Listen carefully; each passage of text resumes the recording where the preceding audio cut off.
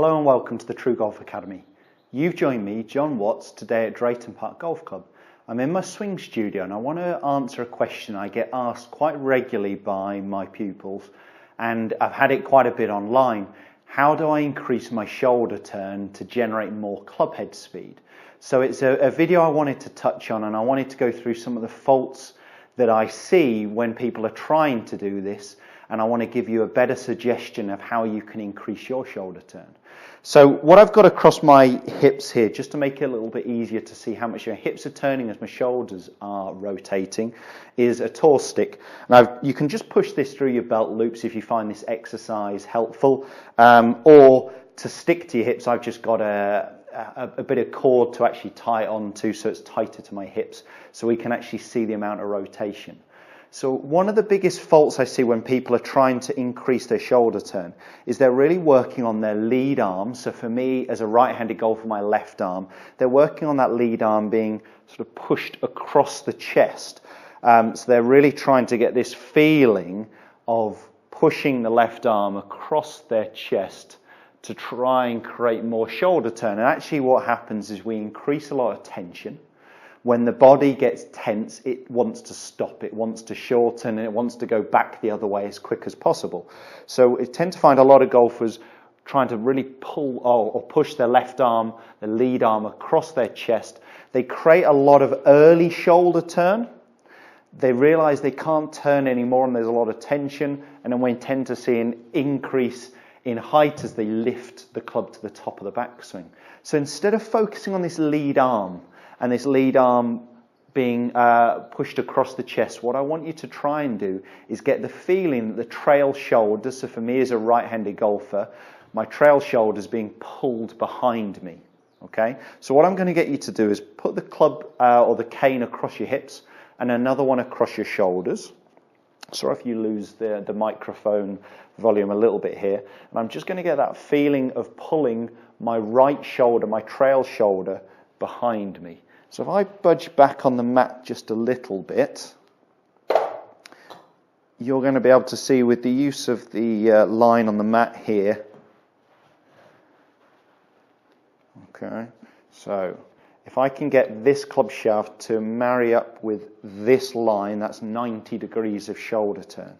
So what I really want to try and do is wind up, feeling not tense, but my trail shoulder is being pulled behind me rather than my lead arm being pushed across my chest. So pull my right shoulder behind me, and there we go. I can create my 90 degrees of shoulder turn, and to achieve that, my hips have turned about 35-ish degrees.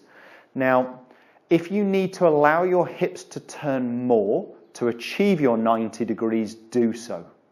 There is a power source created by the difference between the shoulder turn and the hip turn. That's called X factor stretch. The bigger the difference from shoulder turn to hip turn, that is a potential power source. But if it's limiting your swing length and you're ending up with an incredibly short swing, you'll have less time, less momentum, and it'll make it much harder to strike the golf ball from there as well. It'll become much more of a hands and arms action through the ball. So if you need to, because of age, fitness, flexibility, injury, allow your hips to turn more, then do. If you're flexible enough that you can turn your shoulders 90 or more than that, and your hips have only turned 25 or 30, then that's perfectly fine. Most of us need to allow these hips to turn. There's plenty of powerful golfers out there. If you look at Bubba Watson, who creates a big full shoulder turn, but really allows his hips to turn. So his trail leg, it's the opposite of course to mine as he's a left-handed golfer, but his trail leg is basically straight to the top of his backswing, so he creates a lot of hip turn to create his shoulder turn. So don't be afraid of allowing these hips to turn if that means you can complete your shoulder turn. So I'd go with this exercise first of all, club across your shoulders, cane across your hips, pull your trail shoulder behind you, so that's a good 90 degrees of shoulder turn, and you'll be able to see how much your hips have had to turn to allow that.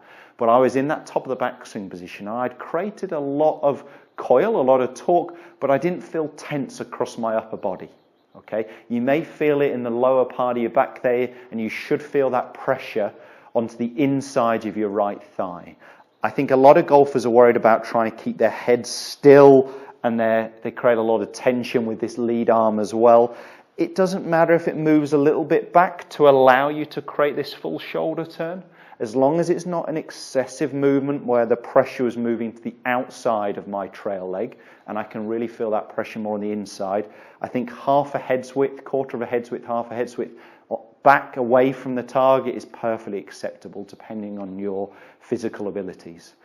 So try yourself, test yourself, see how much mobility you've got there, but definitely get that feeling. So I'm going to go ahead and hit a couple of it being more that the trail shoulder is being pulled behind you rather than the lead arm, the left arm pushing across your chest. I'm just going to go ahead and hit a couple now that I've got that feeling. So this trail shoulder more pulling behind me. Let's go ahead and see if we can hit a couple of drives.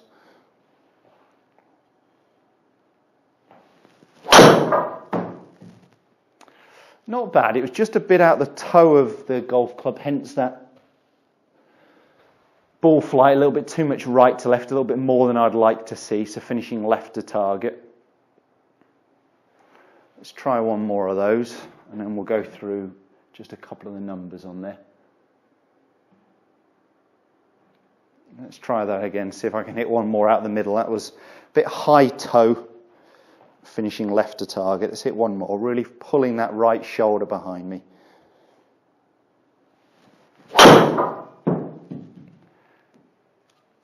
That felt a lot better. Still got that right to left movement, but a much longer carry on that one.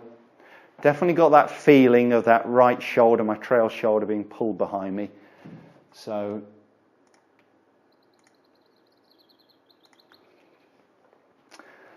yeah, more central. Actually, the numbers don't look that bad. The club face is open to the target, but closed to my path.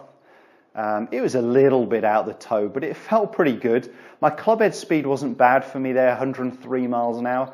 So increasing your shoulder turn should help you increase your club head speed as well. Just go ahead and see what's possible. You can see the numbers on that looked pretty good, but it did finish a little bit more left to target than I'd really want. Quite a low backspin rate.